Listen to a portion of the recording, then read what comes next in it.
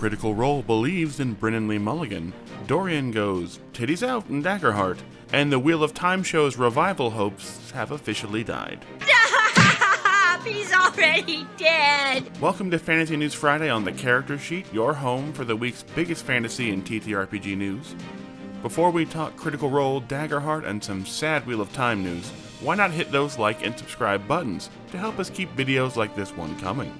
And then, let's dive into the news.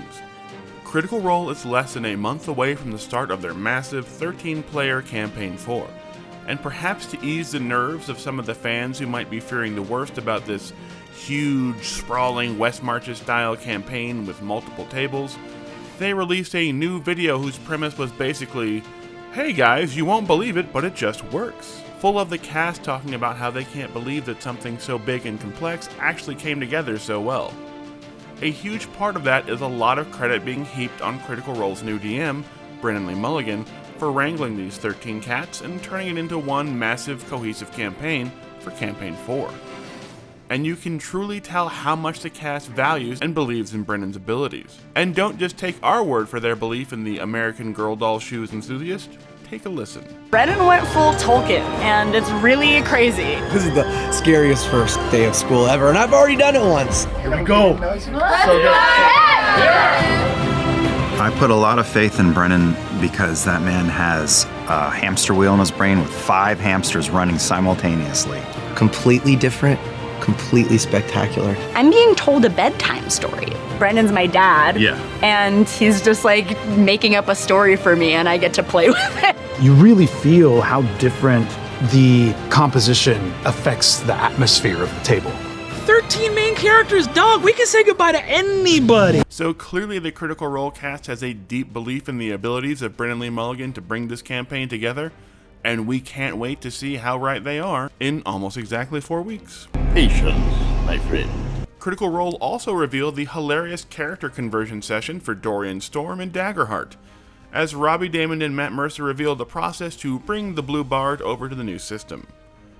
Creating what Robbie Daymond lovingly called the codependency build of Dorian and Daggerheart, where we also strangely realize that not only does the Troubadour subclass of Bard look like Robbie Daymond, Fantastic, he looks just like me. but the Skykin ancestry, available to test out now over on The Void, literally uses Dorian's artwork on the card.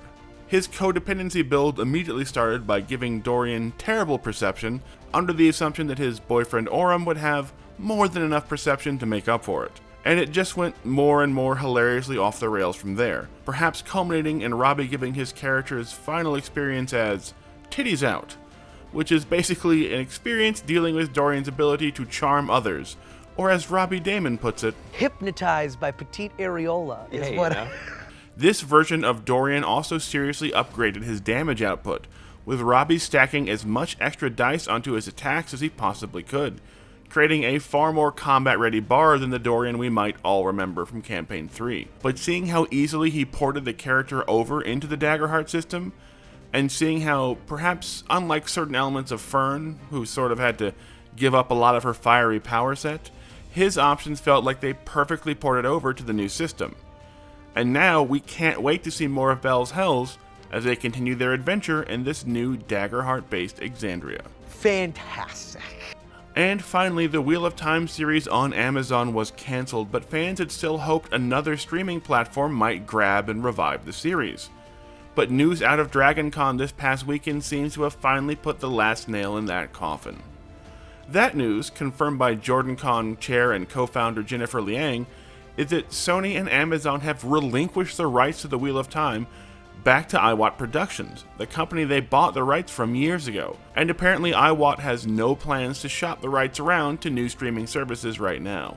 This move not only means that no one else can revive this version of the Wheel of Time series that we saw on Amazon, it also means that we are likely to go years before another streaming service can even attempt to buy the rights to make a new version of the series based on the beloved fantasy novels.